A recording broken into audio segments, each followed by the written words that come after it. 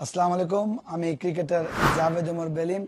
Pickle বল বাংলাদেশ চিটাগাঙে খুব শীঘ্রই শুভ উদ্বোধন হবে। এই স্পোর্টসটা আগে আমি কখনো খেলিনি, আর বাংলাদেশে অত পপুলার না।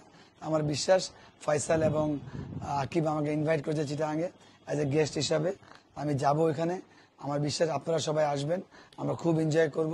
এটা নতুন একটা খেলা, বাংলাদেশে এত পপুলার না, বাট বাইরে অনেক পপুলার। আমার সাথে আকিব আছেন। আকিব, অ্যাকচুয়ালি আপনাদের এই যে পিকল বল বাংলাদেশ, এটা চিটাগাঙে আপনারা উদ্বোধন করবেন, এটা এক্স্যাক্টলি লোকেশনটা কোথায়? এটা হচ্ছে আমাদের জুবলি রোডে টাওয়ার ইন হোটেল আছে, সবাই মোটামুটি চেনে। টাওয়ার ইন হোটেলের জাস্ট অপোজিটে, এক্সাক্ট অপোজিটে হচ্ছে আমাদের একটা হক টাওয়ারে রুফটপ। এটা আমাদের রুফটপ, এটা কোর্ট থাকবে, খেলার কোর্ট প্লাস রেস্টুরেন্ট আর জুস কর্নারও থাকবে। খেলতে পারবো আমি গেলে?